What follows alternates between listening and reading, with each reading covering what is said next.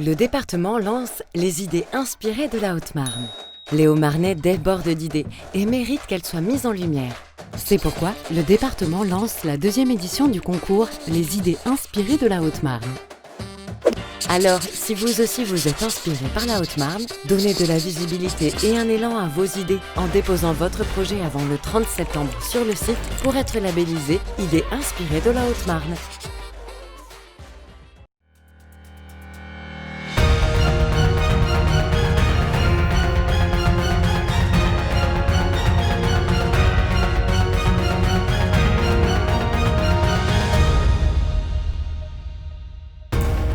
Bonsoir à tous, bienvenue dans votre journal du 8 septembre 2020. Voici les titres de cette édition. Des nouvelles routes à 90 km/h pour le département de la Haute-Marne. Nous aurons Nicolas Lacroix, le président du conseil départemental, en interview dans un instant. Le théâtre est un outil précieux de développement personnel. À Vassy, un atelier de théâtre vient de voir le jour. Nous y serons dès le début de ce journal. Première édition pour Rive Bazar, un événement mélangeant culture et produits locaux. Un reportage à suivre à la toute fin de cette édition.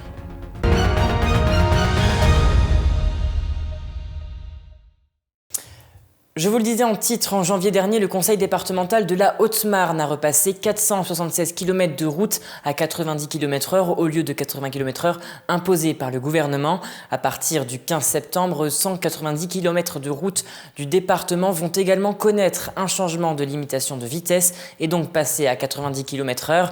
Même si la préfecture de la Haute-Marne a donné un avis défavorable, Nicolas Lacroix a tout de même souhaité ce changement. On l'écoute tout de suite.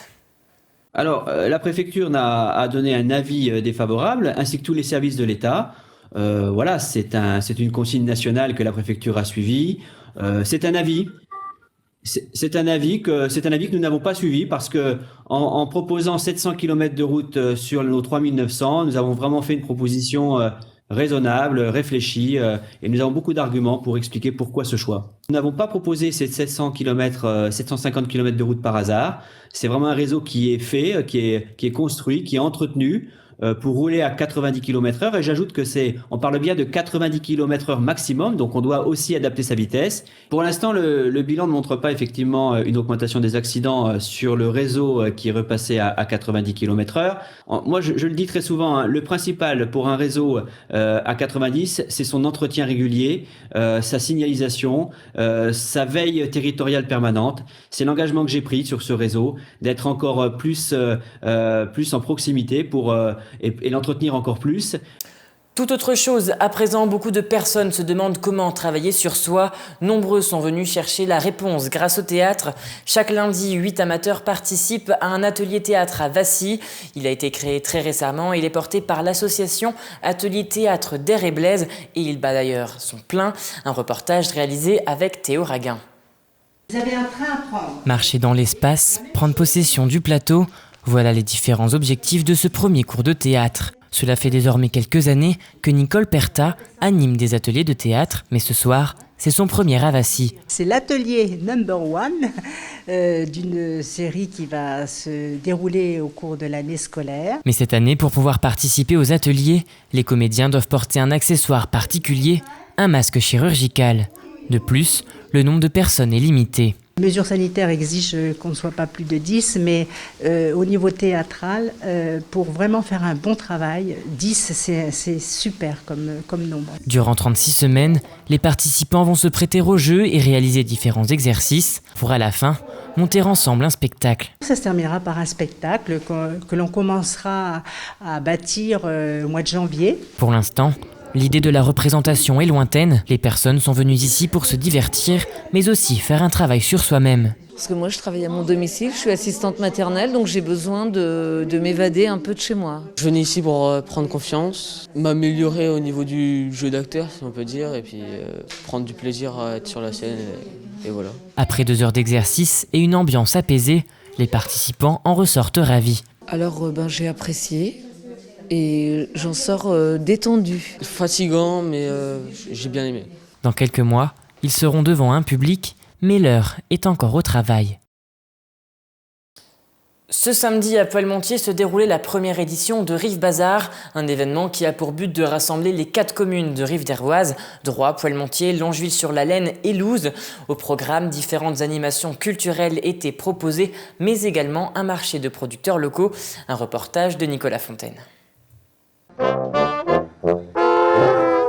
C'est sur ces notes de musique qu'a débuté la première édition de Rive Bazar à Poelmontier. Cet événement porté par l'association culturelle des Rives d'Hervoise a pour but de divertir petits et grands. Nous avons eu l'idée en fait de proposer une offre culturelle qui donnerait la part belle aux arts vivants. C'est pour cela qu'aujourd'hui nous accueillons 3 compagnies de manière à ce que ce public soit dans une rencontre avec du spectacle vivant qui de toute façon, en cette période un petit peu compliquée, nous a tous beaucoup manqué. En plus des spectacles vivants, un marché de producteurs locaux avait lieu. La quarantaine d'exposants était très ravis d'être présents pour ce nouveau rendez-vous. Cette première édition démarre très bien, il y a déjà beaucoup de monde de présents, les animations ont l'air de suivre. Le cadre est magnifique. Et bon, pour une première, il faut essayer. Pour moi, je suis bien placé déjà, donc ça marche très bien.